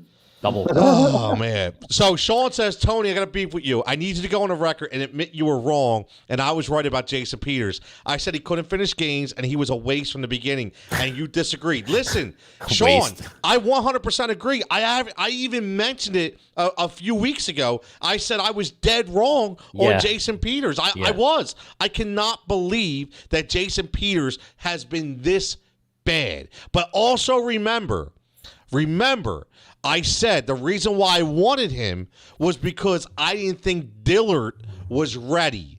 I thought he was a big bitch. That's what I said. He was crying in practice. Sean Andrews. He couldn't get the play. So that was what my theory was based on. But I listen, man, I agree. Listen, no problem. I am shocked. Jason Peters stole money this year. Grand larceny. You should be locked up. You should be locked up with Madoff. Seriously. Sean, do me a favor. Call me out every time, dude, because you know how many people tell me? That's what bothers me. Like, I'm one of the realest people that anybody will ever meet. And they're like, Tony only comes out when he's right. What are you talking about? No, I don't. I had no problem saying when I was wrong, man. Sean, I agree with you. Peters is a stiff. He says, I think the entire line is a big bunch of bitches. We agree there also. He said, and big bitches, not just bitches, big bitches. Listen, I got to stick up for my lineman friends. Kelsey had an unbelievable year. Well, he did. A warrior. Played on one arm. And I do believe that Jordan Mailata has potential to do good things for our team. Oh, absolutely. Absolutely. You have what the problem is. You had a bunch of young players, inexperienced players, playing all at the same time. I mean, it's like you put a freshman team together, O-line playing against the varsity. Well, I guess Jeff Stalin isn't as good as we thought he was. The golden boy. Oh, he's the best. He's the best. He's the best. Well, he struggled this year. And you know what? Injuries are part of the game, though, Dave. You got the next man up. But, Dave, it comes back to what you said. There's no depth. Well, this is my thing. And so, listen, the reason why these freshmen, whatever you want to call them, rookies, got their opportunity is because the regulars went down. Yeah. Yeah. In essence, honestly, we knew we weren't going to the playoffs. At least I was not thinking we were going to. And even if you did get in, like Tony said, who cares? These guys got experience. There's film out there on them, and they got an opportunity to get better. That if you have to grasp for positives, that would be it. And I'm just talking about the offensive line at this point. Like Mailata deserves to play, and every week. Some of these other guys, I don't know. There's still a lot of question marks there. I guess we'll see, too, if they change coaching staff, because, when coaching staffs go out, Favors, the guys, they drop out of favor. They're going to want to install a new system. They're going to want to bring new players in. So we don't even know the fate of any of these guys. We don't know if they make those changes or not. Well, that's the thing too. We don't know, and the way it's going right now, I mean, let's face it, man. Like we don't even know what's going to happen, and that's the sad part. Like and whatever's going to have to happen is going to happen soon, right after the season's over, because they have to prepare, man. They have to prepare for a draft and an off season. Like we're talking one of the most historical off seasons of all time. I agree with you, Tony. I believe that right after the final game, if Doug Pederson is going to get fired, you do it right after that game. If that's their avenue that they're going to take, you do it then. And it goes to exactly what you said, though, Tony. It goes to getting a new guy, building a new culture, and starting immediately, because you have so much work to do. Do you think that's going to happen, Dave? Do you think they're going to fire Pederson? No, I think Howie Roseman's done. What do you think, Tone? I think Roseman stays. And Pederson? I think Pederson's gone. What about you, John? What's your vote? Pederson gone. Pederson gone, Roseman stay? Yep. You know what? I'm going to say it, and I hate to say this. I think they both stay. I'm going to throw up. Yeah, I know. But are you really that? Are you really? If that happens, though, are you really going to be that surprised? I mean, maybe they're going to get rid of Big Fish. Big Fish is out. Maybe I say Schwartz goes, but I say Howie Roseman stays. I say maybe they're going to make a change with Press Taylor.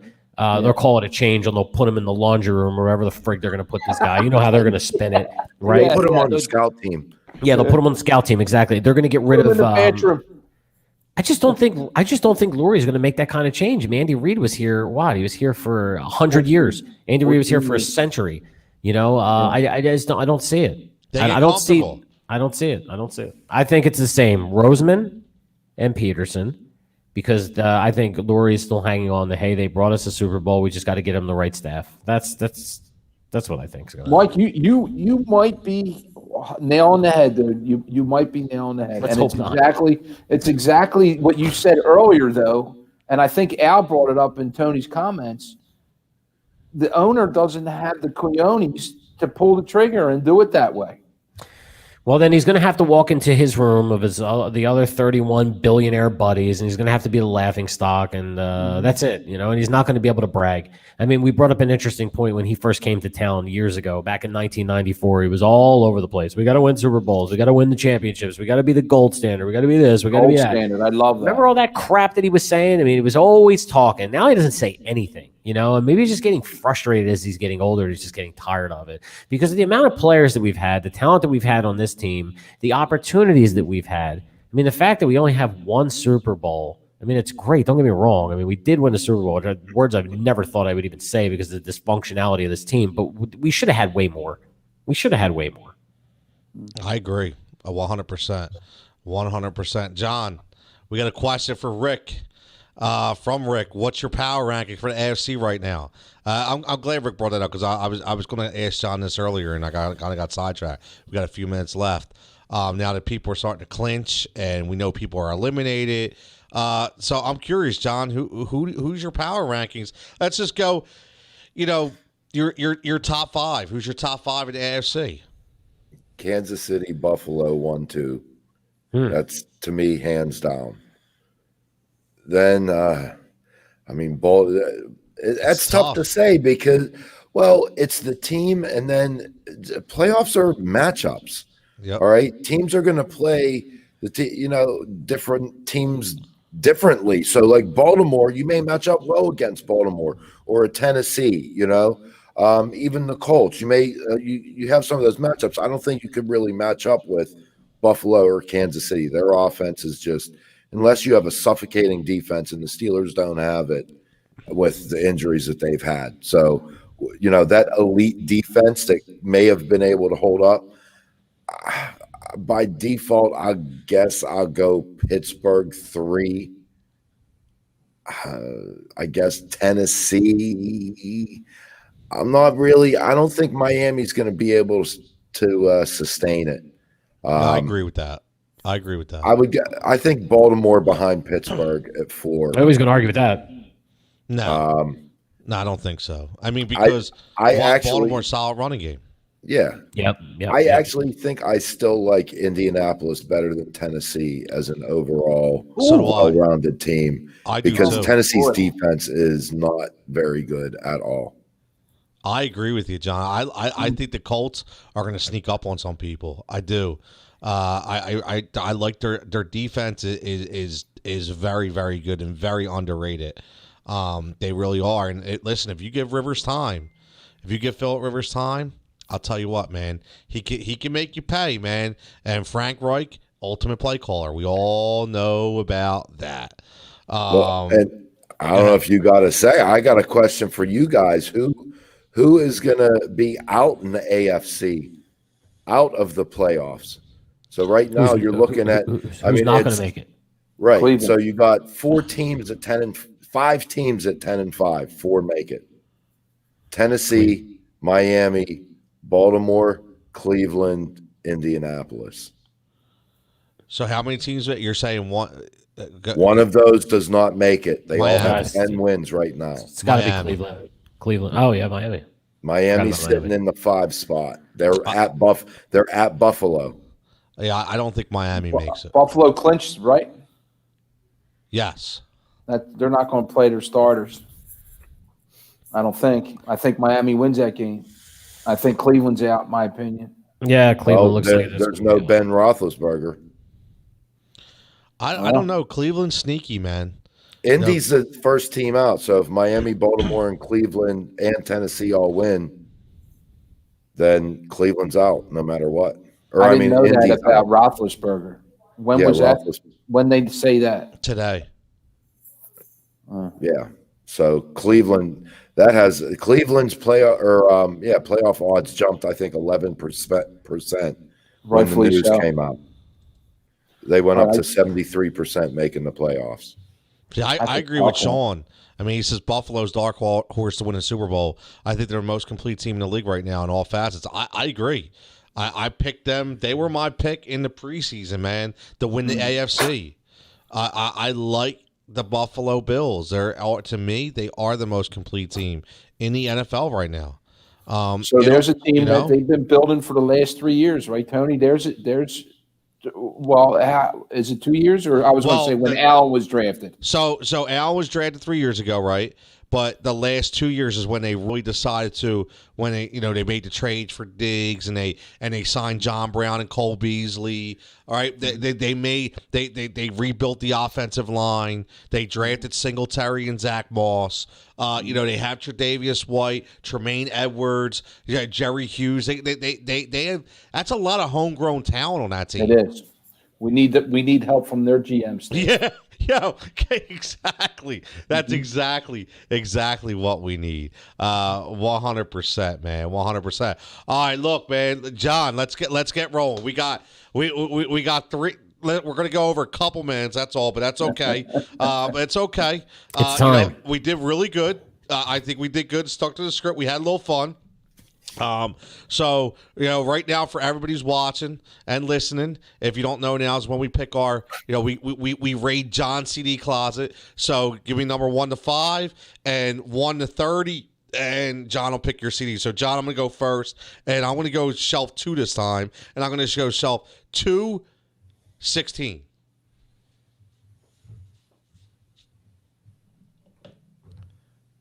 All right, who else is up? Dave, Go ahead, buddy. Dave, it's on you. I'm going to pick. I'll go with rack 3. Dave loves saying rack. I was waiting for him to say 7. Yeah. 3. Okay. How about we go rack 222? Rack City. Rack City. Rack City. Why Al says Buffalo did what you're supposed to do when you have a young quarterback. Yeah, I mean, there are a lot of people making reference to that, with the whole Carson Wentz thing. Rich checks in with 411. We'll have John go back. Al, Sean, if you want to get in. We have John has one of the most diverse CD collections on the planet. Diverse is fun at the end of the show. One way to call it. Yeah, sure. Diverse. Exactly. Another would be complete randomness, eclectic, bizarre. I want him to pull out like Butthole Surfers or something crazy like that. That just reminds me of the kind of music John listens to, and all of a sudden he pulls out like all these best R&B classics. He pulls out New Jack City soundtrack. I mean, he was just pulling one right after the next. Yeah, last week was John. We got 3 more for you, buddy. All right, late editions. 411, 411, 311, 311, and 510. 510. These are all numbers you should be playing, Dave. It's good lottery stuff right here, man. 510. I'm 510 with heels on. No, and so Rick says no one knows this, but John loves Pearl Jam. I would agree with that. I would agree with John. Who said that? There you go. There's you got the leader right here in Howie, our boy Press Taylor, Clintac, Arvin. I mean, if this doesn't sum up tonight's, that sums up the show. Mike, I should have texted you on Sunday. I was watching the Red Zone, and it was a Tampa Bay game on, and they went right to the sideline with Arians, and if you stay inside with the big laser tag, and I was like, I want to take a picture real fast and show it to you. Oh my god, he's the only coach, and I'm looking at the coaches now and the gears that they wear. He's the only one that has that. I know, it's weird, man. It's really weird. Strange, man. Maybe he has a hearing issue or something, or he needs like an amplifier. I mean, I hate to say that. I don't mean to make fun of the guy, but there's something he's carrying something there. There's something going on there. Something's going to go on, man. I mean, if Belichick had that on, the whole league would be thinking he was cheating. Oh, absolutely, absolutely. All right, John, what we got, buddy? All right, Tony, 216. MTV party to go. Yo, yes. Yes, I know a couple jams on there because I have that this CD. One? Yes. Hey, Mr. DJ is on there. That's I Get Around by Tupac is on there. Yeah. Oh my God, I remember. I have that. He's like Rain Man. You remember shit like that? Slam by Onyx. Slam by Onyx. Yep. Dr. Dre, Let Me Ride. What volume is that? Me Is that volume 1 or 2? Volume There's a whole 6. bunch of 5. Ooh, I was close. Whoop, there it is. Oh, by Tag Team? Yep. Oh. Did you see the new commercial with, I think it's for Geico, Tag Teams in a commercial? No. Are you serious? Yes, the new Geico commercial. I saw it 2 or 3 times. Hey, Mr. DJ. I love that song. Hey, Zane. Yep. Informer? Oh, my Snow. Oh, my God. Yo, can anybody tell me what he's saying? K7 is on that? Yeah. Come, baby, come? Yeah. Wow. Yeah, that was a sick beat. And you think about it, dude. Give me love. So what was Informer saying? Licky boom boom down. Remember, he's like Inform. Yeah. Actually, we can just look up the lyrics. Like what Informer? And then it was like yada yada yeah. We licky boom boom down. He was Twista before Twista. Yeah, exactly. All right, so here Exactly. are the lyrics. Informer, say daddy, me snow me, I'll go blame. A licky boom boom down. Detective man said, daddy snow, I stabbed someone down the lane. A licky boom boom down.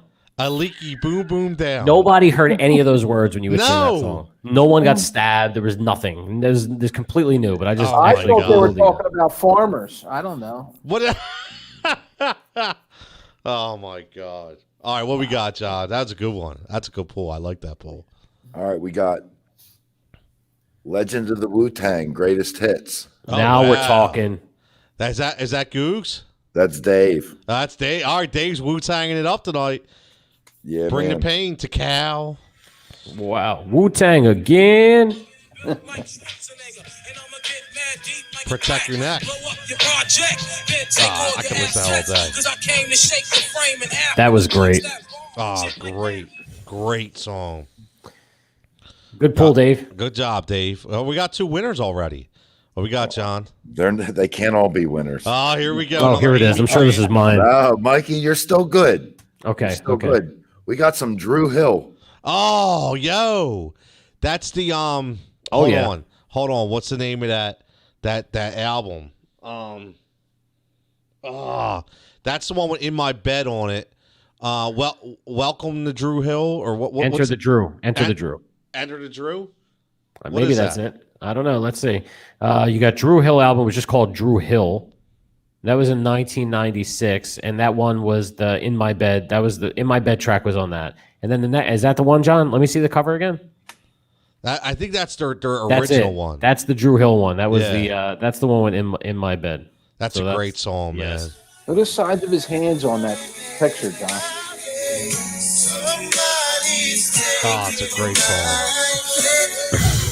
Yeah, Very baby, nice. That's Tony Brown. That's Between the Sheets music. I'm telling you. I'm sorry, baby. I just want to let you know, Clarice, Yeah, that we got to get a it wasn't my recording of that fault. one we can play. It wasn't me. It wasn't me. Like Yeah. Coach Dave said, it just wasn't me. Like Shaggy. Uh-oh. John's got that look. All right, 411. Oh, Keith Sweat. Oh, Twisted. You know That's I'm Rich, a big Keith Rich Sweat got guy. that. 411. That's Twisted, man. Yep. Nobody is going to go wrong with that. No. Yeah. That song never gets old, man. Do you guys ever watch them versus battles they have out? You know what? I mean to, and I always forget the Varus ones or something. I've seen a little bit of it. Yeah. I was talking to someone at work. Shout out to Kristen. But we were going back and forth about what good matchups would Wait, John, did you just do a shout out? He did. Wow. be. We were I going. love back I like that. It was very considerate of him. Yeah, We should- well, it was. I like that. we were going back and forth, just like saying people back and forth. And then I was like, Keith Sweat versus Bobby Brown. Yo. Oh. What Hey, Bobby if Brown you is take that? like the top 10 songs, I'd probably flip the. This is Rock With You. Oh, is every little step on there? Yep. Yeah, there you go. Excellent. Yes. And Rick- this I told you. Wow. I Look told at- what? Rick Oh, brings up yeah, there In you Too go. Deep, Back to the Hotel. Yo, remember that song? My Posse on Broadway, dude. That song was a game changer for me. The best line was Larry is the white guy and people think he's funny, a real estate investor who makes a lot of money. Remember the video when they're all in the limo? There's that cheesy white dude in their crew, and he's like, he's Larry, he's like the real estate guy. Like Cheddar Bob? He's got all the yes, like Cheddar Bob when he shot himself. Yeah, Exactly. like Cheddar Bob. I know a lot of Cheddar Bobs. Mike, we worked with a lot of Cheddar Bobs, bro. Yeah, we did. Yeah. We work. I can name a couple of them. Yeah. Oh, wow. This is great music, man. That's when music was music, man. Oh man, that's that for was sure. so. That was Al's, right? That was 311.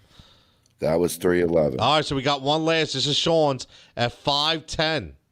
I don't even know what this CD is or where it came from. Here come the excuses. This is what we were looking for. No, it's actually not that bad, but I don't even know. What is that? What the hell is that? Macy Gray. Mix your style. Macy Gray. Did you say Macy Gray? No, it says Sex mix and your Candy? style. Mix your style. Let me see if I can find it. Mix your style.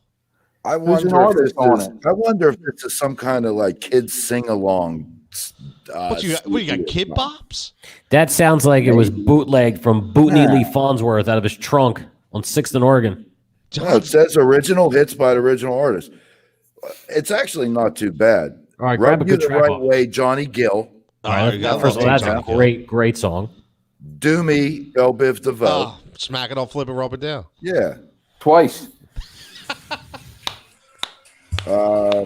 Montel Jordan.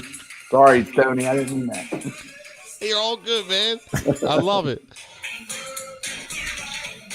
Wow. Yeah. Johnny Gill. Push It, Salt and Pepper. Oh, wow. Oh, That yeah. one. Come we're Baby talking. Come again. We got Come Baby K7. Come on 2 pulls. K7 makes an appearance. Yo, say that First of again, all, John. What was that? Come, Twice. baby, come Kid- on. Kid Show, two Kid pulls. Show. Twice. Humpty Dance. Oh, The Humpty there- Dance. There's the classic right there. When you're talking about the Humpty Dance, now we're going classics.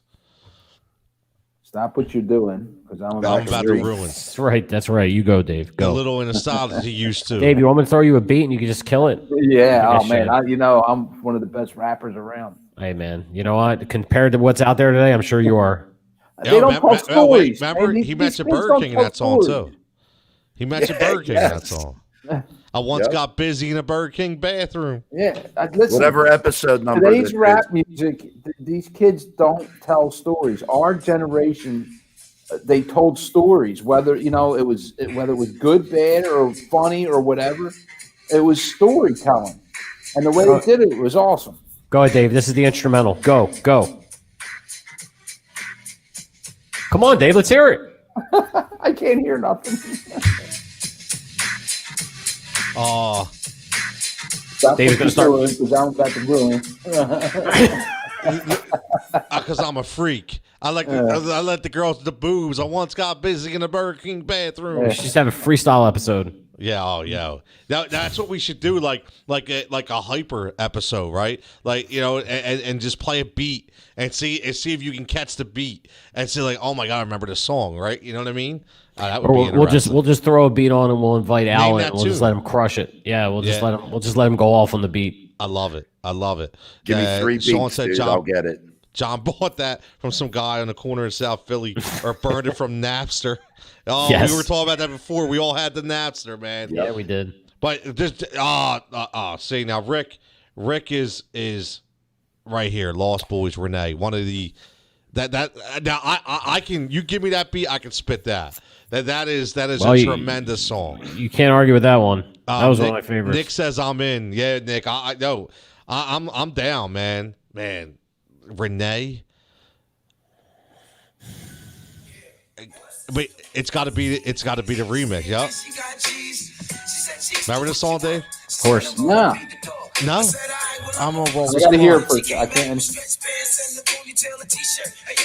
They're not a 10-year-old girl. We're staring at Manhattan. God. Started feeling on my chest. I started feeling on the breast, and there's no need for me to stress the rest. That's it. A ghetto girl is a ghetto love is a law that we live by. Day by day, I wonder why my shorty had to die. Every day, I reminisce. Give it up for my shorty, shorty. That's a great song, man. That is a great song. Yeah, we got just so you know, this all came from. I meant to throw this up there because 20th anniversary of, in my opinion, the GOAT. My man Hova for Volume 3, Life of Sean Carter. That listen, when you listen to that album, any Jay-Z album to me, I can listen to on replay, on repeat all day long. I get in arguments a lot because I think that Jay is the number one best rapper of all time. I get argued from that. Shout out Mike knows, my buddy Dave from work, and tell me, argue with me till he's red in the face. Well, who does he say? Who's Dave? It's got to be Biggie. It's got to be Rakim. It's got to be Pac. They all above Jay-Z, and I disagree, man. I disagree because Jay-Z was a different kind of rapper, and he had a very unique style, man. So was Rakim. Yeah, Rakim definitely. Sean says I'm out on Jay. I wonder why, Sean. Why? Like, I we got it in the show, but why are you out on Jay-Z? You know what I mean? Like, this is a guy, Rockefeller Records, man. Think about it. I don't agree. I don't agree with it. Jay-Z. No, I'm not a Jay-Z guy. Like him. I think Jay-Z hits a certain age group, and that's really it. Yeah, my opinion. My man Al says GOAT. Al says Al's with me, man. Now Nick says Nas is better. Yeah, Nas is good, man. Sincere, I love calling him Sincere from Belly, but Sincere, Nas is good. Sean says Pac or Biggie. Listen, I don't think Pac and Biggie.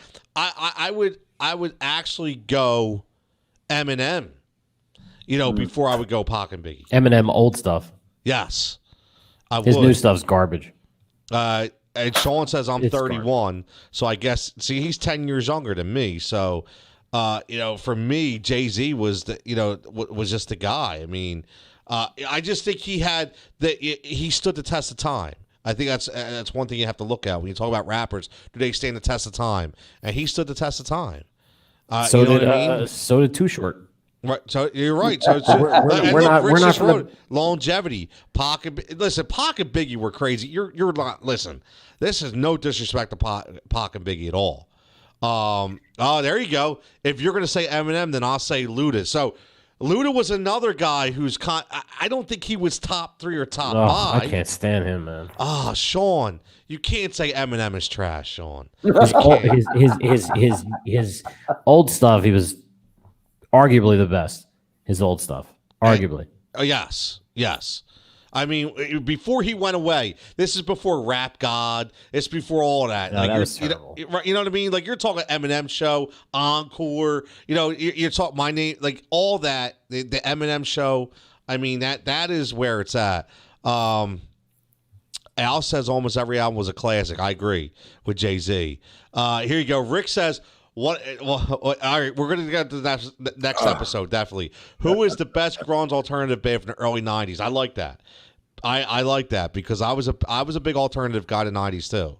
So I know a lot. So I got a little take on that as well. That's a good question for next episode. Yeah, that'll be on next episode. That. And you know what? Nobody say Nirvana. And while you guys think about that, I was always told that I look like someone from a grunge band. So you guys will have to figure that out. Oh, now that is a good homework assignment. Nobody guess it. I'm not, but I know who it is. I could tell right now, but I'm not. I'm going to wait. I know what you're going to say. Get the picture ready, Tone. I'm definitely going to get the picture ready, 100%. All right. I do. But everybody, again, we said hour and a half. We got it between hour 45, so I'll take it. It's a start. But everybody, listen, without your comments, the show doesn't go longer, so we appreciate it. And again, as always, I say this each and every week, and please, I can't say it enough. If you listen to this show, subscribe to the YouTube channel, go on iTunes, go on Google Play, hit the 5-star, give us a rating, give us a review. They mean more than you know. And also, don't forget, we got one day left. If you want to join the Heat Ratio NFL or NBA DFS DraftKings League, I posted links on Twitter, on Facebook. It's $5 a week. We only play on Friday nights. And top 3 guys are going to cash. We already have 20-plus people in it already signed up. Trying to get as many as I can. The more to play, the bigger the pot, the bigger the money. And again, you don't lose any money. If you don't play a week, you don't pay that week. It's not a big deal. It's all run through DraftKings. Let me know, and I can send you the invite or check it out on DraftKings. My name is Jigsaw2944. So if you can't find the contest, just go check it out. Rich, yes, I will hit you up about that. I will send you a message. But as always, guys, wonderful show. Heat Ratio, episode 143. And like we always say here, stay safe, stay healthy, and we'll catch you next week. Peace.